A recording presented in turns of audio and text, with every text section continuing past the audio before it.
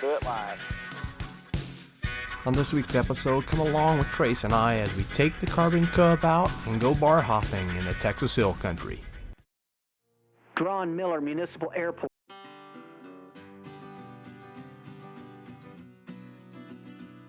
Whether it's float planes, helicopters, or tail draggers, flying the bush and backcountry is one of the most hidden jewels in aviation and is an awesome adventure. The Carbon Cub is a lightweight carbon fiber component aircraft designed based on the Piper Cub manufactured by Cub Crafters. With its 180 horsepower engine and Thunder tires, it has some serious get up and go capabilities and suitable for the bush. Trace is an instructor for TAC Aero, which is a flight school based out of Oregon, which specializes in bush pilot and tailwheel flight instruction. Trace teaches for TAC Aero in the new Texas location of Burnet. I met Trace this morning and we jumped in the Cub and headed over to a local grass strip. After hanging out for a bit, we decided to head westbound, and Trace wanted to show me some sandbars and a dry creek bed in some central Texas canyons. Come along with us on the ride. Living the dream. Living the dream. Cause everything on, closed. You got your seatbelt on? Yep, it's attached. Now I'm secure. Alright, here we go. Alright, man, let's do it. I love this acceleration, dude. Tails up, tails up. I'll say bye. Yeah. Where'd the turkey go? I don't know, he gobbled away, I guess. If we get much higher than this, we're going to get a nosebleed, dude. This is that canyon that leads up to Hamilton Pool, isn't it? You and I flew this route, right? Or yeah, this is Hamilton Creek. Okay. And it'll feed into the Colorado. I got you. And that's where we landed. Okay. That was fun. That was a lot of fun. How you like that little radio right there? I love it. That's what I got on the Luscombe. Do you? Mine's a little different. Mine's a 225. They pair it up right here. Yeah. What model Garmin is that? The G3X. Yeah. Mine's not a G3X. Mine's a G225. Oh, this is a G3X. I don't know what this is. But you can do music and everything on that one. You can. That's awesome. Fuel. I mean, it has everything. You can do the charts. That's pretty cool. We can listen to adding those resources to Fox the border, News, too. More, that's awesome. On the Justice Department and prosecutors. Oh, this has got to be closest you can get to helicopter flying without. It is. Flying a helicopter. It is. You know how it is, though. Just like flying float planes, tail draggers, flying helicopters, you got to watch out where the wires in the towers are and the B-1RDs. Yeah. And now the drones. Yes. This place is pretty. When you're teaching people in floats, every person is new and every person is different. Yeah. You know, and it's just, it's some of the best fun I think I've ever had flying. I totally agree. And you go to the Boat Town Burgers. Oh yeah. Go stop in there, or Canyon of the Eagles, or the Marina. I mean, can't really do that in an airplane. No, you can't. I guess in your helicopter, where do you go in the helicopter? Opie's? I go to Opie's. I go to the winery. Isn't that cool? That is cool. I saw that video. Yeah. I took Talia for her first helicopter ride and my first passenger on a helicopter to that winery. It was pretty cool. That is cool.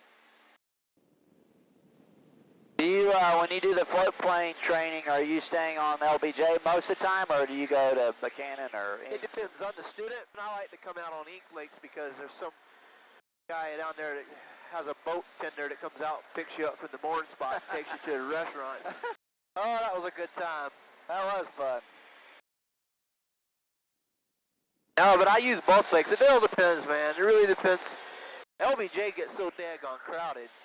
Yeah, once you, when you do it in the fall, it's so much nicer. Oh, yeah. I bet. Now that I'm a float plane pilot and instructor, it's hard to not look at the water even when I'm in a land plane and try to figure out what the wind is doing. Yeah. Man, this is a real treat to come out here. So this is Pack Saddle, and this is where the last battle of the Cowboys and Indians were in this area. I think it's some Comanches and some ranchers. Comanches were wanting some cows, and pretty anticlimactic. I don't think anyone died, and the cow even lived. And right up here on your right, I'll put it on your right, is a silver mine shaft. It's a square shaft right on this nipple on the hill.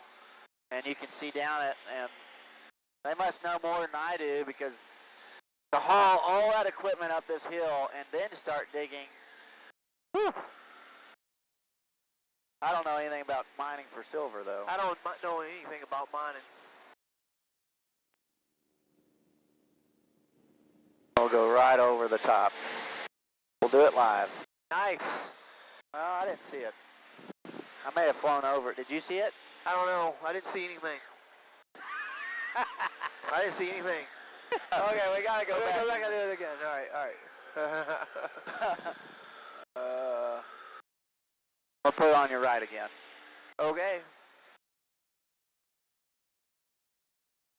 There it is. That little hole. Oh, I see it. Did you see it? Yeah. Yeah. That is it. There we go. Woohoo! NOE. Do what? I said NOE. You know what? We got to go do something like up in Vancouver, British Columbia, or up in Alaska, man. We've got to do that one day. That would be awesome. I know. Pat Brown and I were joking around about Ken when we came out and flew, that he's having such a hardship that we probably need to take a collective up. Take a collection up to make up for his hardship up in Canada. Oh, he's having the toughest time up there. Well, now he's in California. Oh, I think he'll be back Monday. What kind of palace is that down there? Oh, that's my house. Yeah, I figured it was.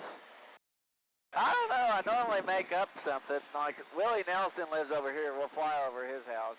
Okay. And you don't even feel like you're in the Burnett, Texas Hill Country area. It's kind of, I don't know. You feel like I'm more west because of this little cutthroat is pretty big compared to this area. I mean, it's a big hill. I won't say it's a mountain by any means. Something at the tank right there, a little. Yeah, there's a hog running around there. There's one in the tank. Yeah, sure is. 3 of them. 2 of them. Yeah, 3. All right, we'll. I don't know what a tank is. I call them ponds from where I'm from. Oh, in Texas we call them tanks. Yeah, and that AWA says the Burnett wrong too. You're South Carolina, right? Yeah. But Texas is God's country, man. South Carolina's amazing too. Oh, I've heard amazing things. I've never been there. Yeah? Never been. We'll drop it down here just a little bit. You know, the hill country of Texas, man, is like a hidden jewel. Not a lot of people know about it. No. But I guess a lot of people are starting to want to build out here. That's a tire. No, that's a hog. And a little one. Yeah. Awesome. All right, there's a fence up here.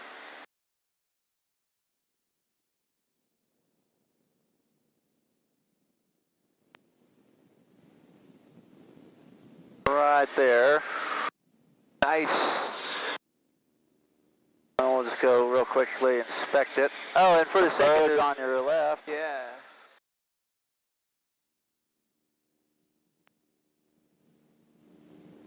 I love this canyon, dude.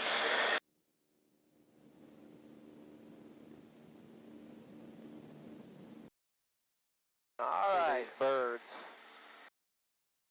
Man. Let's keep an eye on them. Good low altitude recon.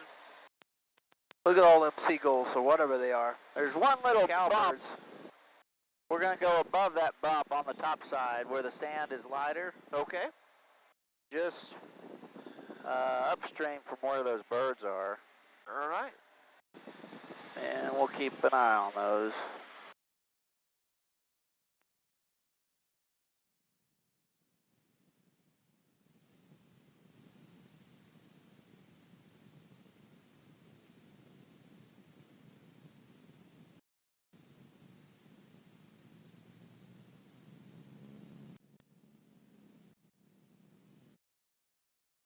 Got some crossing wires or something down there. Yeah, that's that fence. All right. Right over that bump. You see the bump? Yeah.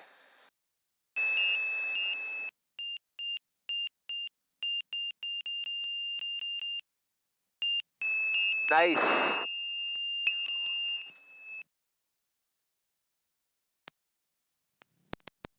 Made it. We made it. We're on a sandbar. That's awesome, dude. Isn't that cool? It is awesome. Have you ever done this? No, not with Thunder tires.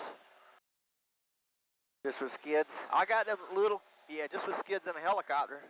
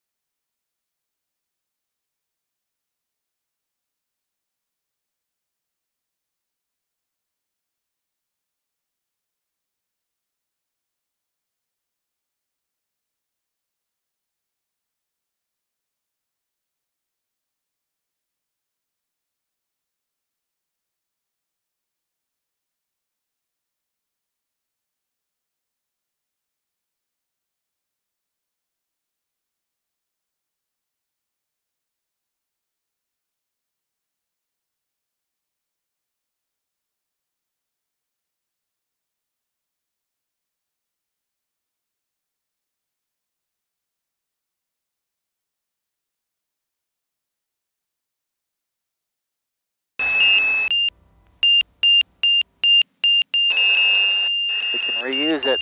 That's it. Better than my landings. Front of traffic, red Cub's clear.